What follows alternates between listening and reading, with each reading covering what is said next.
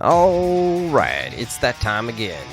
Spring anime season is here, 2026, and instead of doing the whole number rating, spreadsheet, scientific analysis thing, Bill Nye the Science Guy. Yeah, I'm not going to do that this time. I'm just going to go purely off of vibes and what my initial reaction was. I only watched one episode of each thing. Some of them I continued on with, but for the most part, these are all just going to be based off of the first episode's first impressions. If it's fire, I'm going to say fire. If it's mid, I'm going to say mid. If it's slop, I'm going to definitely tell you about it. So we've got everything in this season. A lot of romance, a little bit of isekai, psychological damage definitely in this one. Little cozy, little slice of life. One or two that are straight up gooner bait. And a few shows that kind of feel like PowerPoints. So I went through all of them. And you don't have to. So here is my review of 2026 spring anime. Finally! Let's get it.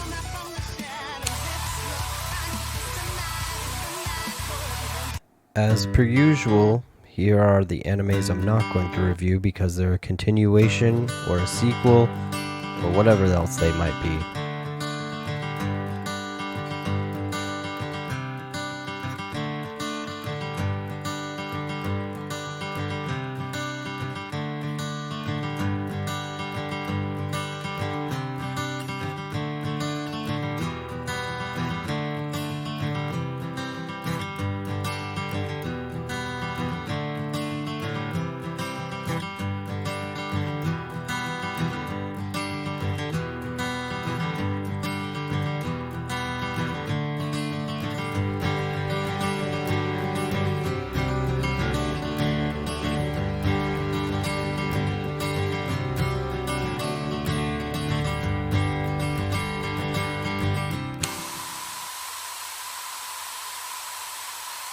Alright, let's start this off with my first one I watched, which was Agents of the Four Seasons, Dance of Spring.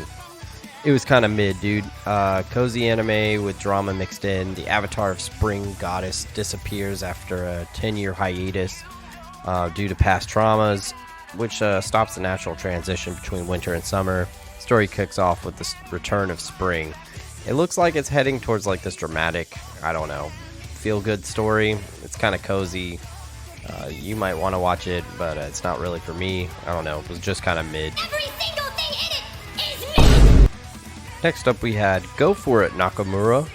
It was pretty good. I'm gonna be real. The animation and the visuals and everything like that, I thought it was all pretty tight, pretty well put together, and pretty high quality for what it is, which is a boy love anime.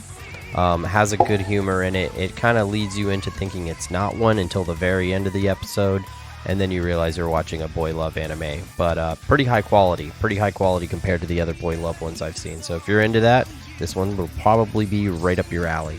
Hey, that's pretty gay. Always a Catch is next, and I thought it was pretty great. It's pretty fun one, definitely. Not groundbreaking, but it brings back some elements I haven't seen in a while, like in actual villainous opposing the MC. That never really happens anymore. Fantastic animation, great voice acting, and solid humor. The MC is rough and tumble tomboy looking for love. Her best friend gets rejected from an arranged marriage, and the story takes off from there. High quality, and I will actually probably finish this one. I enjoyed it a lot. Kiryu Fan Club. This one was aight, man. It was just aight. Two girls compete for the attention of a guy in their class. It presents itself as a slice of life comedy about them trying to get closer to him. But actually, it's about a girl who has feelings for her straight friend who's in love with a boy. It's a very interesting premise, but not really calling out to me. It feels like it's heading towards a sad ending more than likely. It was just aight. Probably mid, but yeah, it was aight. Let's go! Let's go, lesbians, let's go! Next is Ramparts of Ice. The Ramparts of Ice, right? Right. Mid is kind of mid. I kind of got the same vibes that it was trying to be another Fragrance Flower Blooms, but just it didn't have as much cornball as that did. But overall, it was alright. I don't know. This is a good comfort watch. It's just a high school romance drama. There's nothing really crazy going on here, so. Yeah, next is Haibara's. Yeah, that's the word. Haibara's Teenage New Game. This was just straight up romance slop, but like it also has a very sketchy angle. Guy goes back in time, turns on his Diddy Tensei brain, and has a do-over during his teenage years. He goes basically from fat boy to hot boy. Pretty boring linear plot and show. It's just romance slop. It's not much else other than that. Diddy, come on out.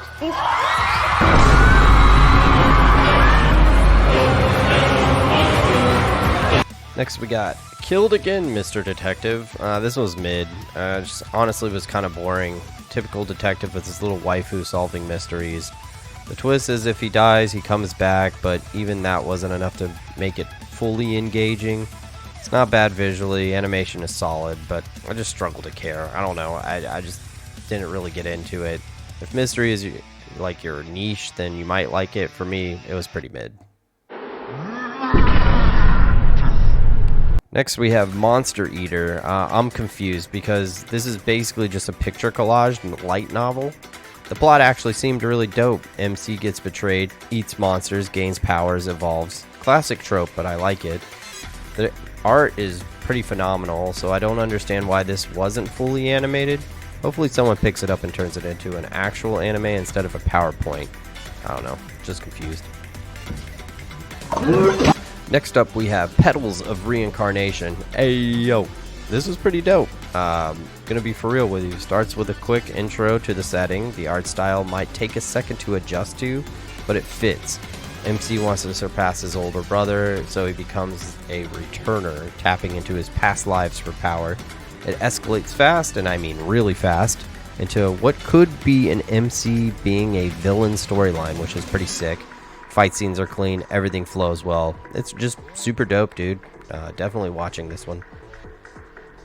Give me a hell yeah! Snowball Earth. Yo, shit, dude. Like, holy hell, what an opening episode. Kid saves robot from self-destruction, becomes Earth's hero, but struggles with crippling anxiety. After a wild space battle against a kaiju, he returns to Earth and it's completely frozen over. Insane first episode. Definitely worth checking out if you are looking for this weird and wacky story. I'm leaving out a lot too, but this one super gas. Animation, story, and acting are all fantastic. Tons of humor mixed with clutch moments. I literally said, oh shit, like 4 times watching this. Fantastic. Oh shit! Akane Banashi. First off, props for being free on YouTube. Generational drama about a father trying to become a professional Rokugo storyteller. After some drama, his daughter takes up the mantle. Very cozy, grounded storytelling. It's worth watching for its accessibility. Just don't expect anything insane. It's just a nice little cozy thing that you can watch on YouTube. Pretty cool, man.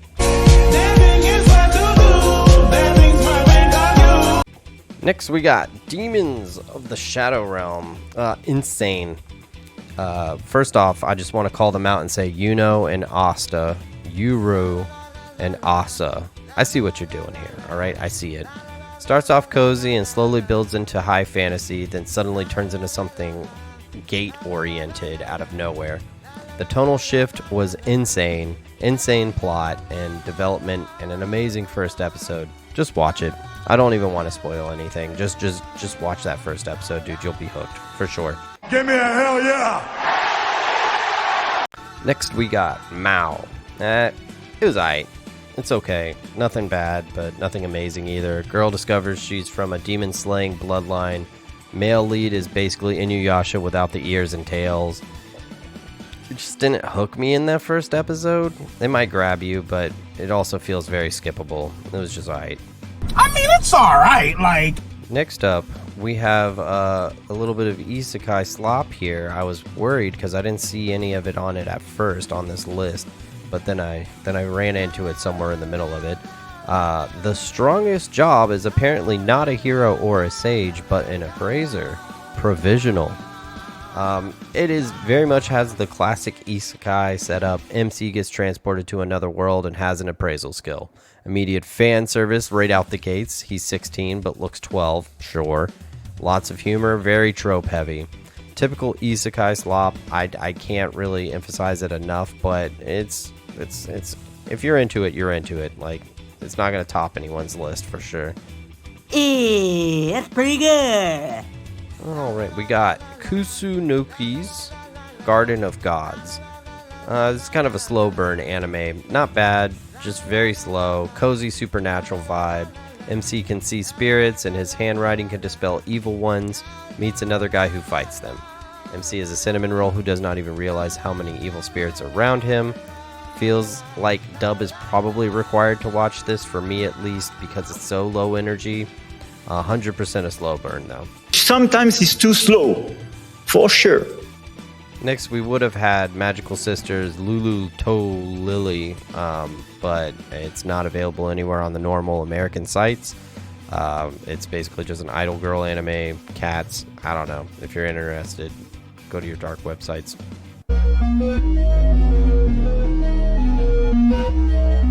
And next we have Mistress Kanan is Devilishly Easy. You know, it's not bad. I thought this was going to be some sneaky smut based on the title, but it's not. Romance with a confident male lead, which I'm always appreciative of. It feels like a strong mix between Dress Up Darling and Call of the Night. I don't want to give away too much plot. It's well animated, funny, and overall solid, and I'll probably finish it. It was pretty good. Hey, it's the Gona. Next up, we have Needy Girl Overdose. Holy shit, brother. This one was wild. Episode 1, insane. A dark dive into streamer influencer culture and the mental toll of fame. Heavy inspiration from A Clockwork Orange, confirmed by the writer. It switches between 2D and 3D animation frequently, but it actually really works. Think Girls Band Cry, very similar to that. Extremely chaotic and pushes limits hard. There is, in fact, a rape scene set to Mozart in this, so beware of that. There is heavy and suicide and mental illness themes here, so if you're really not into that kind of stuff, I would definitely avoid this, but it does take a peek into a very dark side of the entertainment industry. It is like a heavier Oshinoko. Definitely not for the faint of heart. I'll probably finish it because I do like watching psychological stuff. I like seeing stuff out of the box like this, but man, holy shit, how crazy. Hi, I'm Poppy. In this video, I'm showing you how to load a gun. Next, we have The Food Diary of Miss Maid. This is kind of just a cozy anime. Thank God, because I kind of needed to heal after that last one I just watched. Fuck! Super cozy slice of life foodie anime. Young girl returns to Japan for vacation, then ends up staying for a full year because the mansion that she worked at collapses. Animation is decent, nothing crazy. It's just kind of a chill watch, which some of you might need if you actually do watch Needy Girl Overdose. I mean, it's alright, like... And we have an observation log of my fiance who calls herself a villainess. A villainous story from the male perspective. The villainess is isekai, but ends up helping the prince, who starts falling for her despite her supposed fate. Funny, entertaining, and a nice twist on the usual formula. It's very refreshing. Super refreshing. Just very enjoyable. Wow, it's very nice. Ghost Concert. Missing songs. It felt like a Fate knockoff. Music anime with overly dense plot that loses itself very quickly. I just felt like the whole thing was AI generated. I don't know. Even if it isn't, it is written like it is AI without any shadow of a doubt. Comes off like a vehicle to promote music rather than a strong story. I don't know. It tries to feel like Fate, and it doesn't execute it well. It does have action sequences in this. Just kind of ends up confusing and pointless. I'm not a big fan of this one. In the future, entertainment will be randomly generated. Randomly generated? Randomly generated. The klutzy class monitor and the girl with the short skirt. It was pretty funny. Funny anime, very funny. Over the top, hilarious romance. Classic dynamic of an overly serious guy and a rebellious girl slowly falling for each other. The animation and art style were great. Overall, a really fun watch for fans of shonen style and romance. That's the best way I can put it. Why would I care for thy slut if thy slut does nothing for thy? Next, we have Witch Hat Altier. Honestly, gorgeous, fantastic, well animated, so gorgeous to look at. The voice acting is phenomenal. I have 0.0 complaints about this anime. It is a small bit of a nice slow burn to it. It gives very, very strong free run vibes, just without the running out of time thing. A young girl obsessed with magic has her life changed forever when meeting a witch who gives her a book and a wand. Though she doesn't know how to use them, another witch helps awaken her innate ability.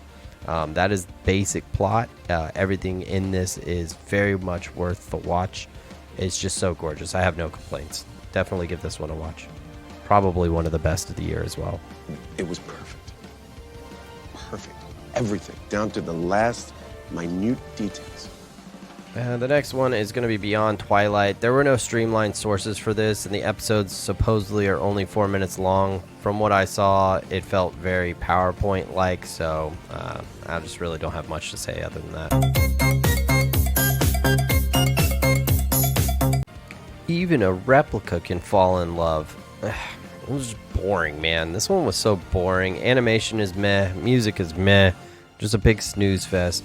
And before anybody comes at me, it's not because it isn't a comedy. I've heard that argument before.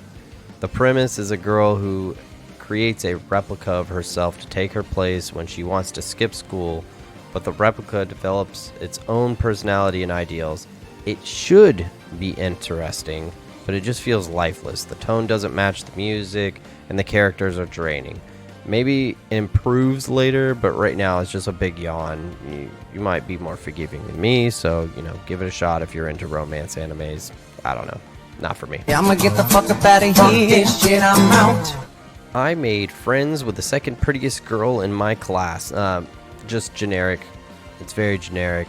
Boy and girl become friends. Boy thinks she's out of his league and spends the entire show second guessing himself. Exactly what you'd expect. Animation and art are alright. Not bad. It's just pretty generic. I might finish it just because it was one of those tropes where I'm fine with, but who knows.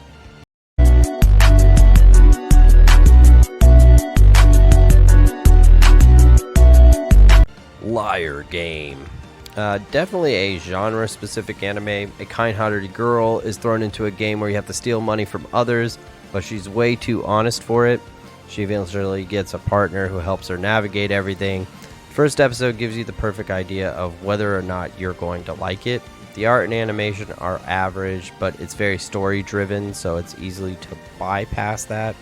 Overall, it's pretty cool. It's a cool concept. It looks like one of those little drama, thriller animes. So, up to you.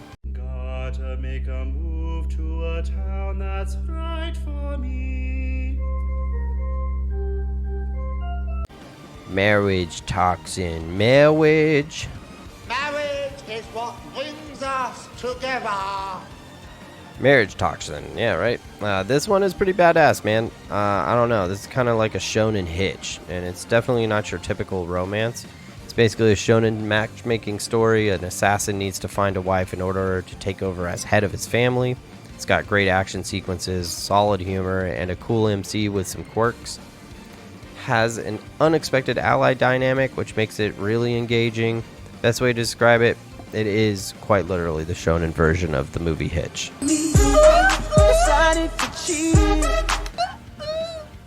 Nippon Sangoku. This one was very unique art style, set in post-collapse Japan, and around halfway through the first episode, things start going wild. The art style might be a bit of a hurdle. It's a bit different, but it's just the story is genuinely intriguing, so not much of a gripe there. Definitely unique. I'll probably be watching this one all the way through because that halfway point of the first episode was pretty crazy.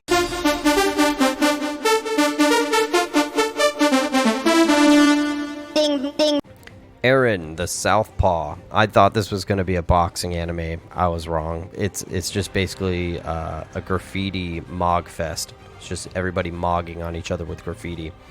It's a bunch of 17-year-old artists just running around and doing graffiti over each other's art. There really, really is an anime for everything. Art style is solid, pun intended. Animation is fine. Just don't expect much beyond what I've said, which is just a big mog fest. I'm just that fucking guy. Gals can't be kind to otaku. It's a love triangle. That's about it. It's a love triangle. Classic setup. Nerdy guy. Two popular girls like him because they like the same girl-targeted anime. Feels like a self-insert a bit with this one. Very trope-heavy, but nothing crazy. If it's your usual type of thing to like these love story triangle things, then this is going to be right up your alley. Give me 5. Up high, down low. My Ridiculous Reincarnation. It lives up to its name, guys. It lives up to its name. It's just a pure mockery. Completely unserious isekai parody. The MC is very openly perverted and plays into all the typical isekai tropes. Gets reincarnated in ridiculous ways by a goddess. It's pure satire, meant to mock the genre. Great if you just want to laugh at something dumb. Hello, how are you? I am under the water. Pardon the intrusion, I'm home. It's another triangle, dude. Another love triangle. This one involves adults, though. Feels like one of those shows that needs more than just a pilot to fully judge, however. Girl lives between two guys. One is her favorite mangaka. The other one is a dependable white knight type. Animation was clean. The humor is solid. It's overall pretty good. It just, it's just one of those love triangle stories. But the adult characters, I will probably finish this because it does have adults in it. And I tend to watch the adult ones. Why are you gay? Kujima, why sing when you can warble? This is an absolute travesty upon my eyes. An aviary nightmare. I tried to keep an open mind when I watched this, but it's just pure nightmare fuel. A strange Russian penguin lives with a human family, and it looks terrifying. Even the characters acknowledge it. It's meant to be wholesome slice of life, like a slice of life lessons. What? I don't care. It's terrifying. Don't like it. I'm not going to be a part of the aviary agenda. All right, furries, aviaries, reptilians, none of that. None of it. No scalies.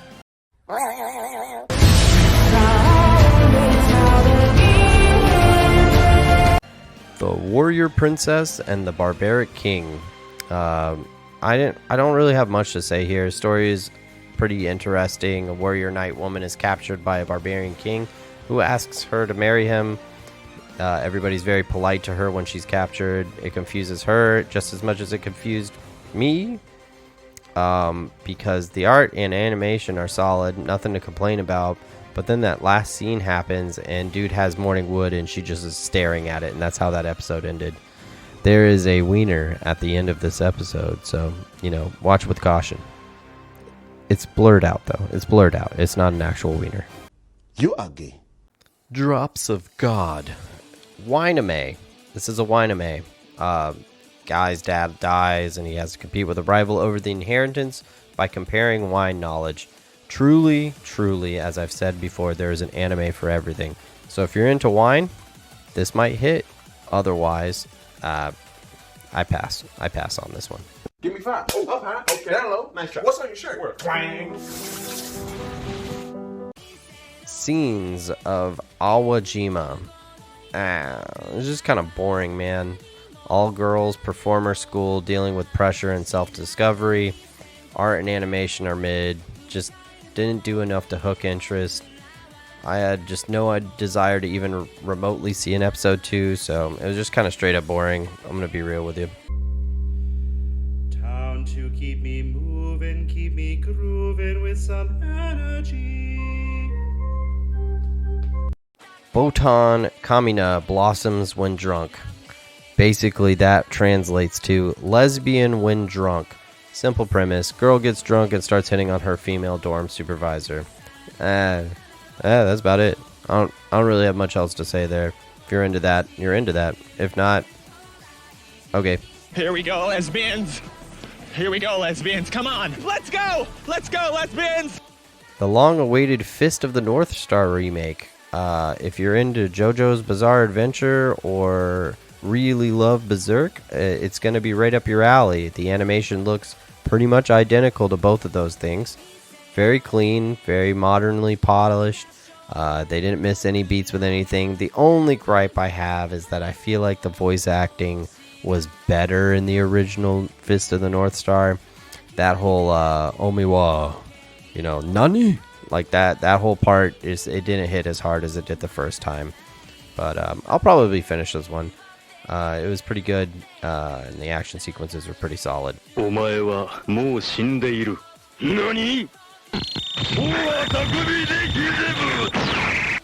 Kill Blue. This one's pretty sketchy, dude. Production quality is solid. The story is an assassin gets stung by a wasp and turns back into a kid. The concern is pretty obvious for me right here, is that a 37-year-old man back in high school. I just really hope they don't go in a weird direction with it, because they were alluding to going that direction. I'll probably keep watching this one just to see if it actually goes that way, so that I can hate on it every single chance I get, but for now it's kind of sketchy. Who are you waiting for? My friends? Listen, we know you're here to see an 11-year-old girl. She said she was 12! Ooh, it's Yawa Yawa Sensei. It's a Gunner anime, dog. I don't even care about the plot. I'm not even going to tell you about the plot. It's a Gunner anime. Titties. There's boobs. Boobs in this anime. It's on High Dive. Go goon if you're going to goon. It's a Gunner anime. I know why you're watching it. Don't lie to me. Because you freaking pricks just can't ever be quenched. Ichijoma Mankitsu Gorashi. Meh. It's just kind of meh. Typical cutesy slice of life comedy. It wasn't very funny. Characters aren't really that particularly interesting.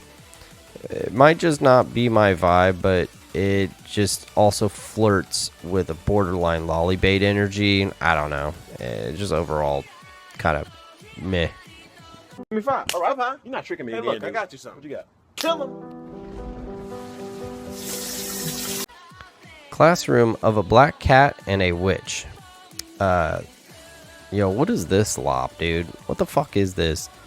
This one was very frustrating. Animation was fantastic, and the premise is actually quite strong. Girl idolizes powerful wizard, can't use magic, meets a cat. Turns out the cat is the wizard under a curse. Her magic lets him briefly become human again. Sounds great, right? Except for the execution of how she turns him into a human, which is, one, we've reached a point at this point in the story where the fan service has been non-stop all the way up to the point of where we're going to release that wizard from the spell. And then she has to quite literally kiss his asshole. The cat's asshole. She has to kiss a cat's ass to turn him back into a human. Yeah, I'm not even joking. It's just, we could have done without that and could have cut half of the fan service out of this, and it would have been a great anime. It's just truly like fan service. What the fuck slop. It's just...